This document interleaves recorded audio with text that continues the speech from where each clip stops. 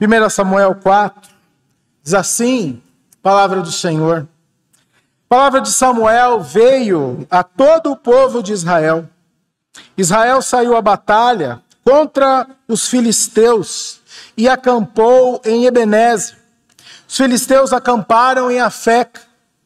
Os filisteus se dispuseram em ordem de batalha para enfrentar Israel. Quando a guerra começou, Israel foi derrotado pelos filisteus, que mataram no campo aberto cerca de 4.000 homens. Quando o povo voltou ao arraial, os anciãos de Israel disseram: por que o Senhor nos derrotou hoje diante dos filisteus? Vamos trazer de Siló a arca da aliança do Senhor, para que esteja no meio de nós e nos livre das mãos dos nossos inimigos. Então o povo mandou trazer de Siló a arca do Senhor, a arca do Senhor dos exércitos, entronizado entre os querubins. Os dois filhos de Eli, Ofni e Finéias, estavam ali com a arca da aliança de Deus. Quando a arca da aliança do Senhor chegou ao arraial, os israelitas gritaram tão alto que o chão tremeu. Os filisteus ouviram a voz de júbilo e disseram: que voz de grande júbilo é esta no arraial dos hebreus?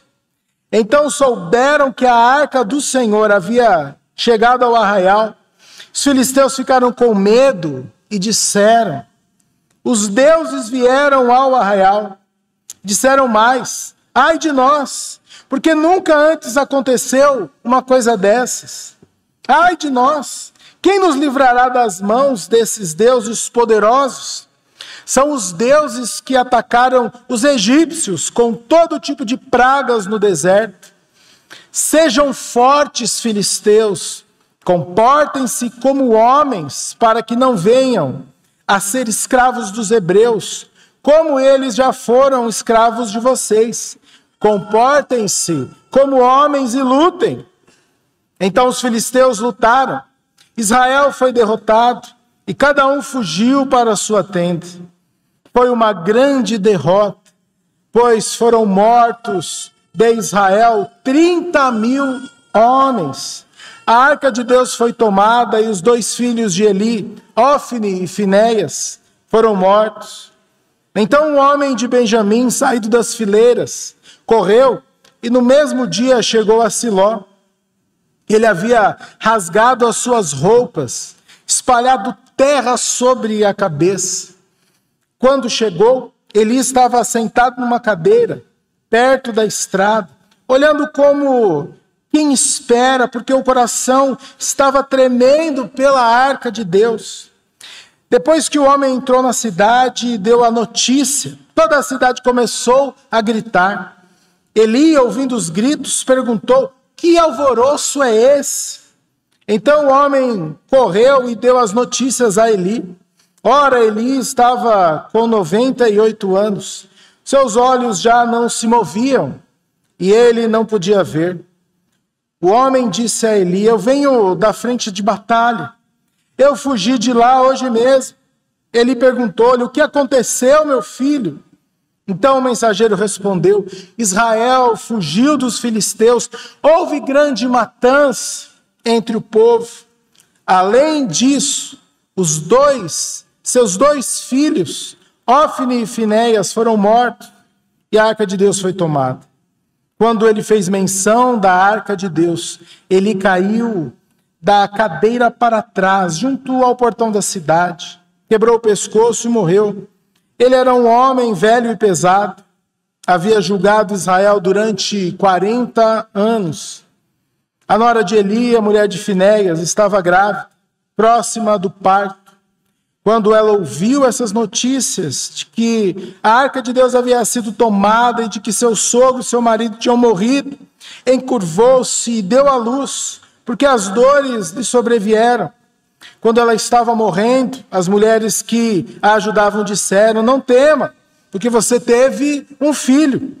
Ela, porém, não respondeu, nem fez caso disso, mas deu ao menino o nome de Icabô, dizendo: foi-se a glória de Israel. Ela disse isso porque a arca de Deus havia sido tomada por causa de seu sogro e de seu marido.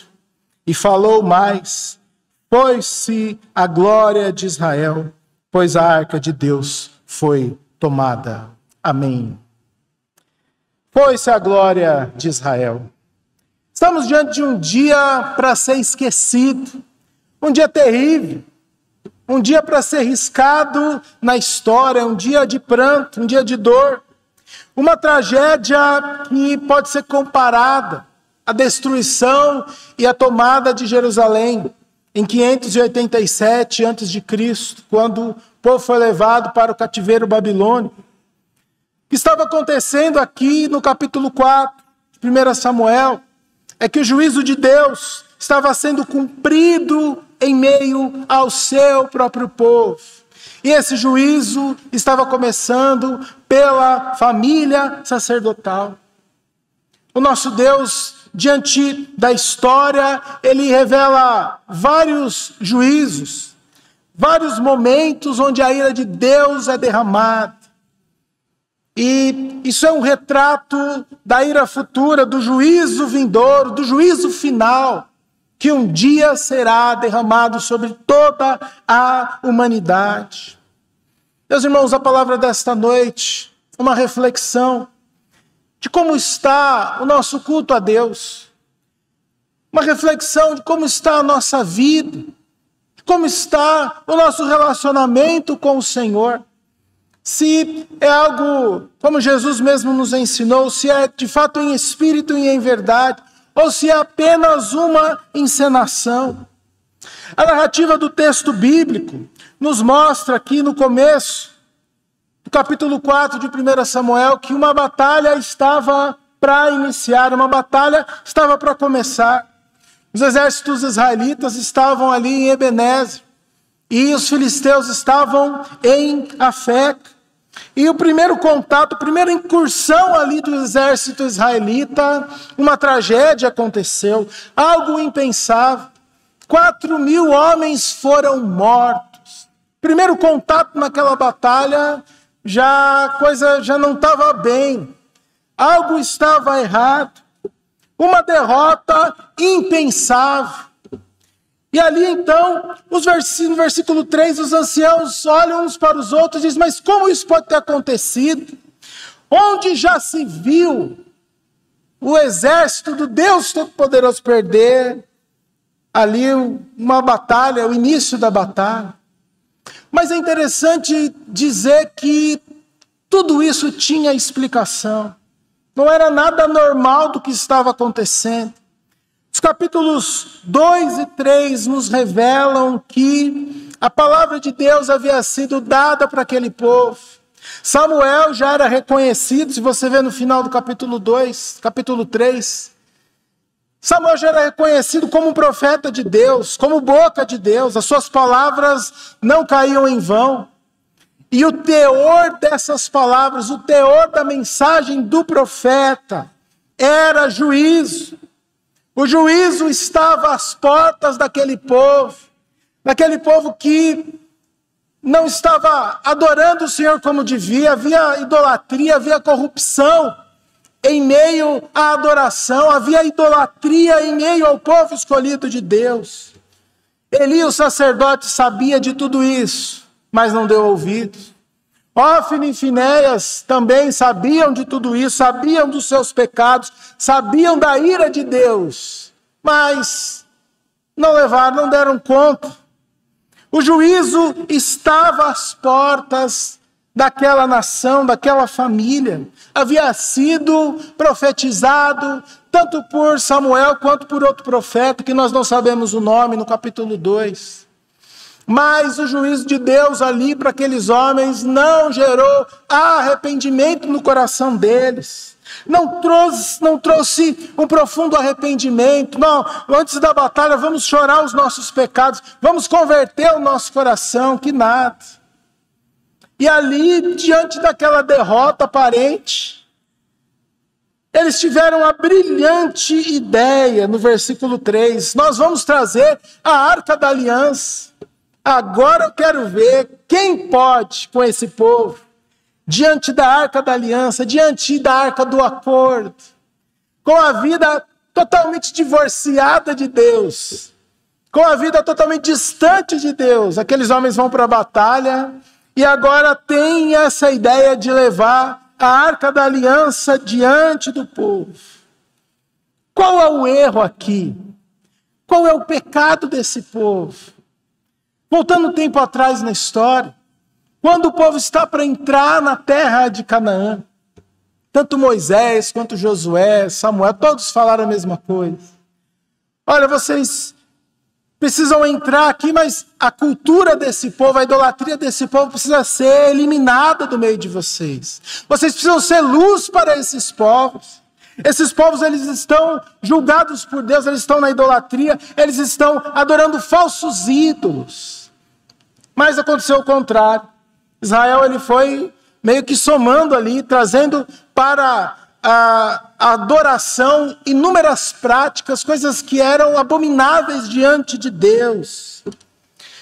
E em segundo lugar, além de eles invocarem falsos deuses, algo que eu acho até pior que estava acontecendo diante daquele povo, eles começaram a tratar o Deus Todo-Poderoso, o Deus dos exércitos, o Santo de Israel, como se fosse um dos ídolos cananeus, como se fosse Baal, como se fosse Dagon, como se fosse um dos ídolos ali que eles haviam conhecido. Além deles não deixarem fora, além deles destruírem toda aquela idolatria, eles não fizeram isso, mas eles começaram a tratar o Senhor como se fosse um dos deuses daquele panteão de deuses. Eles desconsideraram a palavra do Senhor, a palavra do Senhor que já havia sido proclamada. A situação, a tragédia estava armada naquele tenebroso dia. A vida e o coração dessa nação estavam divorciados de Deus. Em Juízes 21, 25, o contexto é o contexto do que estava acontecendo aqui. O texto nos diz que naquele tempo não havia rei em Israel, e cada um fazia o que era certo aos seus olhos, cada um fazia o que bem queria, cada um fazia o que dava na sua telha. E ali tiveram a brilhante ideia de usar a arca da aliança como se fosse um ídolo, como se fosse um amuleto. A função da arca jamais foi esta, de maneira nenhuma. A arca era um vislumbre ali, uma fagulha, uma centelha do que é a glória de Deus, do que é uma realidade divina que pudesse ser vista, não ser adorada, e muito menos ser usado ali como um ídolo, como um falso ídolo. O Senhor abomina essas coisas. O julgamento de Deus veio sobre aquele povo. Por quê? Porque Israel perdeu a noção de quem é Deus. Perderam a noção da grandiosidade de Deus. Perderam a noção de quão santo é o Senhor dos exércitos. A derrocada na vida de um povo, a derrocada na vida de uma igreja, a derrocada na minha e na sua vida é quando nós perdemos a noção de quem é Deus. Ou que nós podemos usar a Deus, ou que nós podemos fazer alguma coisa para negociar com Deus. O resultado da batalha foi terrível. 30.000 homens mortos. Tanto Ofni como Finéias estão mortos. E as notícias chegam em Siló. E Eli está aguardando, ansioso, para ter notícias. E o texto nos diz que o coração dele estava ali em prantos, quebrantado por conta da arca da aliança. Lá no fundo ele sabia que aquilo não ia dar certo. No fundo ele sabia que o juízo cedo ou tarde viria. E veio uma hora, não poderia ser mais catastrófico ali em Israel. ele recebe a notícia, cai da sua cadeira, quebra o seu pescoço e morre. Também a mulher de Finéias, que estava ali grávida para dar à luz, ela recebe a notícia, marido morto, a arca da aliança roubada, o sogro morto. Ela entra em trabalho de parto e antes de morrer, ela diz, a glória se foi. Ela rejeita o seu próprio filho, aquela criança, aquele nome, e acabou, é resultado de todo esse engano, todo esse engodo que havia no coração dos israelitas. Ela também morre. Um dia para ser esquecido, um dia para ser riscado da história de Israel. Mas eu creio que em meio a profundas derrotas, nós temos aplicações preciosas, temos lições preciosas. Temos a oportunidade de aprender e de fazer diferente.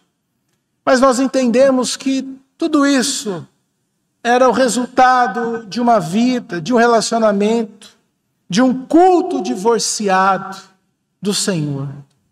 Primeira aplicação aqui, primeiro ensinamento nesse texto, é que a derrota no campo de batalha foi a consequência de um relacionamento divorciado de Deus. A derrota não acontece quando os exércitos eles entram em choque ali, em guerra. A derrota já estava decretada, porque não havia mais culto, não havia mais santidade, não havia mais devoção. Perderam a noção de quem é o Senhor, confundiram Deus, o Deus Todo-Poderoso, com os ídolos cananeus. Em 1 Samuel 2,34, nós temos uma sentença de morte para aqueles dois sacerdotes. Os filhos de Eli, Hófni e Finéias, recebem uma sentença de morte. Não era dos filisteus, não era de outros inimigos, era do próprio Deus. O próprio Deus disse, olha, eles zombaram do culto a Deus, eles zombaram da minha santidade, e no mesmo dia eles vão morrer. E chegamos no capítulo 4, versículo 4. Perdemos 3.000 homens, tragam a arca. No final do versículo, os dois filhos de Eli, Hófni e Finéias, estavam ali com a arca da aliança de Deus. A arca da aliança, aqueles dois sacerdotes corrompidos, jurados de morte, é o retrato da insensatez destes homens. Eles não sabiam quem era Deus, eles não sabiam quem era o Senhor. Eles eram de linhagem sacerdotal, estavam ali diante do povo, tinham até autoridade diante do povo, mas eles não conheciam a Deus. Eles não conheciam que com Deus não se zomba. Eles não conheciam o Deus que aquilo que uma pessoa plantar, ela vai colher. Eles não conheciam Deus que não se deixa escarnecer. Esses homens pagaram para ver se Deus iria cumprir a sua palavra, se Deus iria derramar o juízo sobre Israel. Mas preste atenção, a derrota desse povo começa no lar. Começa ali, diante de um sacerdote que não temeu a Deus, que não tomou as devidas atitudes contra os seus filhos. Meus irmãos, se você ler a história desses dois homens, Hófni e Finéias era caso de polícia. Era caso de mandar prender. Falar, vocês estão loucos. Vejam o que vocês estão fazendo. E ali, diante do povo, diante da Arca da Aliança, diante de um momento decisivo, a insensatez deles é revelada. Eles estão diante, não dos filisteus, mas eles estão diante de Deus Todo-Poderoso. Eles estão diante do Senhor Todo-Poderoso. O texto nos diz que eles desprezavam o culto a Deus. Ele não sabia o que fazer com seus filhos. Ele até tenta repreender, mas sabe daquele jeitão? Ah, meu filho, onde já se viu? Ele não discerne a profundidade da crise que aquela família estava. A derrota de Israel começa dentro de casa, começa dentro do lar, quando um pai não sabe revelar ali a grandeza, a grandiosidade de Deus para os seus filhos. Naquele tempo não havia culto a Deus, a vida estava divorciada. Nós precisamos entender que o culto a Deus não é uma encenação. Não é um momento que nós colocamos a nossa roupa, a nossa melhor roupa, caprichamos no sorriso e vamos para a igreja louvar o Senhor. Não, o culto não é encenação. Por diversas vezes o Senhor repreende o seu povo. Como lá em Malaquias, no capítulo 1, Deus diz ali para os sacerdotes: como eu gostaria que algum de vocês fechassem as portas do templo, mandassem todo mundo embora. Um culto divorciado do coração, um culto onde o ofertante roubava ali uma oferta para trazer para o Senhor, onde já se viu. Um culto que estava mais para uma encenação, uma representação.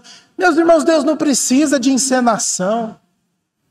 Ou melhor, Deus não suporta encenação.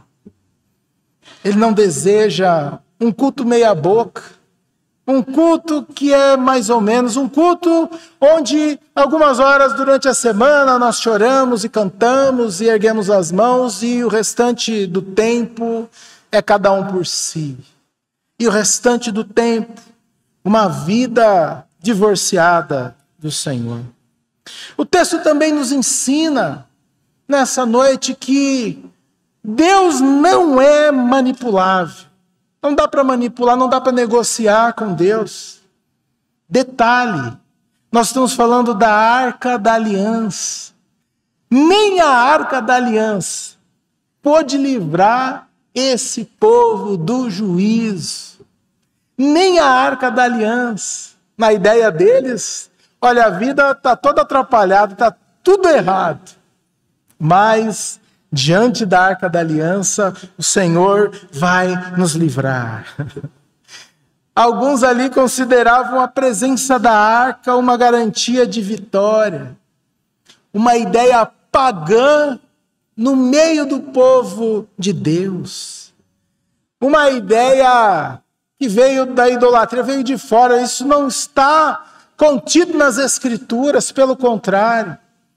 A Escritura estava revelando juízo para aquela geração.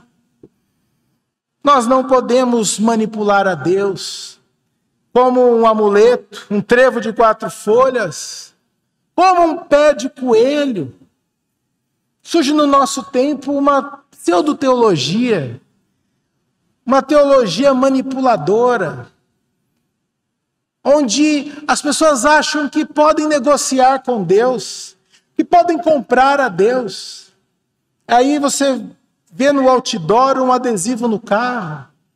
Não sou dono do mundo, mas sou filho do dono. Né? Você já, se tiver lá no seu carro, você, por favor, tira isso aí.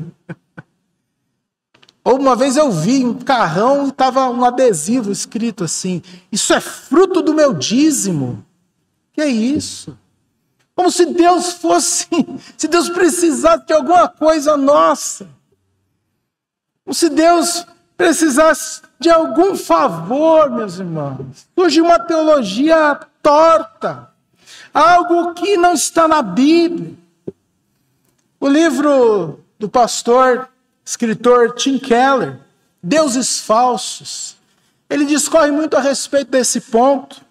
E uma das suas frases, ele diz assim: nós corremos o risco de o nosso coração cair na idolatria, pois tudo pode se tornar um ídolo diante do nosso coração.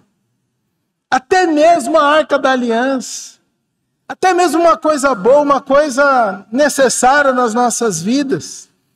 Algo pode tomar o lugar exclusivo de Deus. E um culto totalmente fora da Bíblia, fora das Escrituras, pode surgir. Um culto à nossa imagem, à nossa semelhança, do nosso jeito, com as nossas opiniões. Podemos tratar, meus irmãos, o Santo de Israel, Deus Todo-Poderoso, como um ídolo. E de fato, se você parar qualquer pessoa na rua, antes de perguntar a igreja, religião, denominação, mas se você perguntar de Deus para ela, dificilmente alguém vai ser avesso e falar, olha, eu não sei de nada disso, não entendo nada. Com certeza a pessoa vai tentar dar uma explicação a respeito de Deus do seu jeito, na sua percepção. E aí nós corremos o risco de criar um ídolo, de criar um falso Deus. Não segundo a própria Bíblia, mas segundo o nosso coração pecaminoso, segundo a nossa tendência humana de fazer o mal.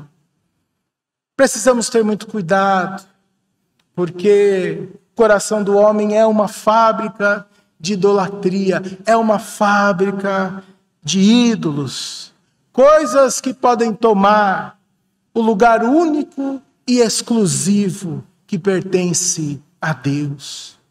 Também nesse fatídico dia de 1 Samuel 4, nós nos lembramos que a palavra de Deus, ela se cumpre. A palavra de Deus, não é que talvez ela vá se cumprir, ou se tudo der certo, ela vai se cumprir. Não, a Bíblia é um relato, todo momento, onde a palavra de Deus é decretada e a palavra de Deus é cumprida. Onde a palavra de Deus é profetizada e a palavra de Deus é cumprida. Uma profunda tragédia, mais uma profunda lição. E às vezes na nossa vida é assim. Diante dos erros mais grotescos, podemos ter lições que salvam a nossa vida, que salvam a nossa comunhão com o Senhor. A palavra de Deus veio pelo profeta Samuel e por outro profeta ali no capítulo 2. E aquela geração aprendeu sobre duras penas acerca do juízo de Deus. O que eles entenderam, o que eles aprenderam sobre duras penas? Que a palavra de Deus ela é confiável, que a palavra de Deus precisa ser levada a sério e que Deus exige de nós obediência. De acordo com as palavras do profeta Oséias, Israel plantou ventos e colheu tempestade. Não deram ouvidos às sagradas escrituras. Não deram ouvidos à palavra de Deus. Se você lembrar do texto, 1 Pedro capítulo 22, capítulo 1, versículos 22 a 25, o Senhor nos diz o seguinte: tendo purificado a alma pela obediência à verdade, com vistas ao amor fraternal não fingido, amem intensamente uns aos outros de coração puro, porque vocês foram regenerados, não de semente corruptível, mas de semente incorruptível, mediante a palavra de Deus, a qual vive e é permanente, porque toda a humanidade é como a erva do campo, e toda a sua glória é como a flor da erva. A erva seca e a flor cai, mas a palavra do Senhor permanece para sempre. Esta palavra é o evangelho que foi anunciado a vocês. Meus irmãos, eu creio que esse contexto, e isso é para todas as gerações de crentes de todos os tempos. No nosso tempo, no nosso país, tantas pessoas buscam novas revelações, novas igrejas, novas formas de culto, e todos os dias temos uma novidade aí no mundo evangélico, no mundo gospel, como muitos dizem, mas eu creio que falta é uma profunda convicção do que é a palavra de Deus e daquilo que o Senhor já revelou aos nossos corações. Não precisamos de novas mensagens ou novas revelações, precisamos de uma profunda convicção. Certa vez num culto, o pregador começou a sua mensagem dizendo assim: meus irmãos, eu tenho uma notícia boa e uma notícia terrível para dar para você essa noite. E a notícia boa é que Deus está aqui, mas a notícia terrível também é que Deus está aqui. Depende do lado que você vai se posicionar. Depende da sua atitude diante da palavra de Deus. Depende se esse evangelho irá produzir convicção profunda de pecado, arrependimento para o coração do pecador. Mais uma vez, nós estamos diante das Sagradas Escrituras. Ao mesmo tempo, isso é uma bênção. A nossa geração não pode questionar a Deus que não ouvimos a palavra. Constantemente estamos diante desta palavra. Mas esta palavra também requer um posicionamento, mudanças dentro de nós. Somente o Espírito Santo pode fazer nas nossas vidas. E por último, meus amados irmãos, o texto também é uma esperança de que sempre há oportunidade para o arrependimento. Sempre há oportunidade para se arrepender. 20 anos depois dessa trágica derrota, 20 anos depois, no capítulo 7 de 1 Samuel, já sob a liderança do próprio Samuel, o Senhor concede uma vitória ao seu povo. Aquele texto tão importante, onde o profeta declara: Ebenezer, até aqui nos ajudou o Senhor. Mas olha um detalhe, no capítulo 7, versículo 3. Preste atenção nesse texto. 1 Samuel 7:3. Diante do povo, Samuel tem uma palavra antes da batalha com aqueles homens.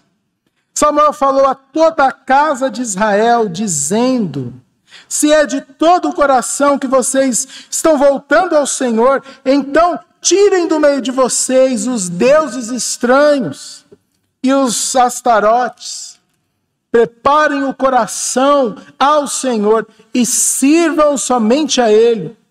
Ele livrará vocês das mãos dos filisteus. Agora compare esse texto com o texto de Josué, capítulo 24, versículos 14 e 15.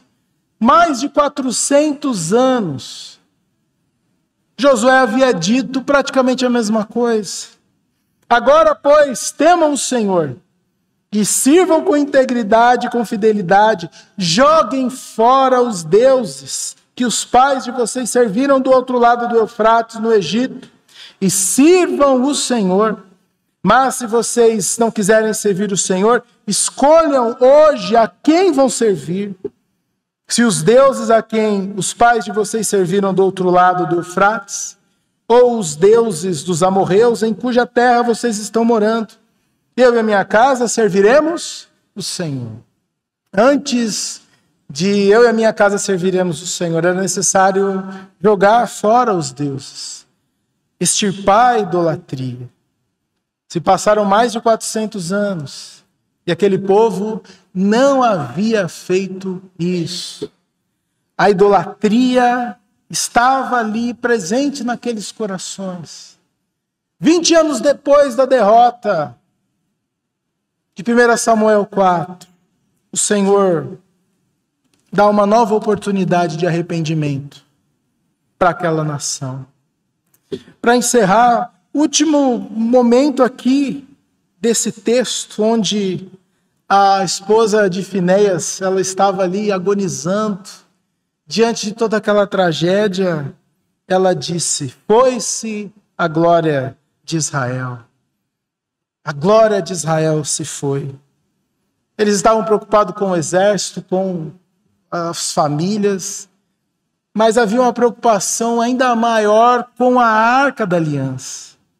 Mas, meus irmãos, a glória de Israel não era um baú ali, não era a Arca da Aliança, ou algum tipo de relíquia sagrada. A glória do cristianismo não são os templos ou as catedrais ou qualquer outra coisa que possa interpor a verdadeira adoração. A glória de Israel é o próprio Deus. A glória de Israel é o relacionamento com Deus, é a revelação do Deus Todo-Poderoso ao seu povo. A glória de Israel é a graça divina. A glória de Israel era a esperança que viria o Messias e que restauraria todas as coisas. A glória do Senhor nas nossas vidas é podermos desfrutar desse relacionamento íntegro, próximo com o Senhor.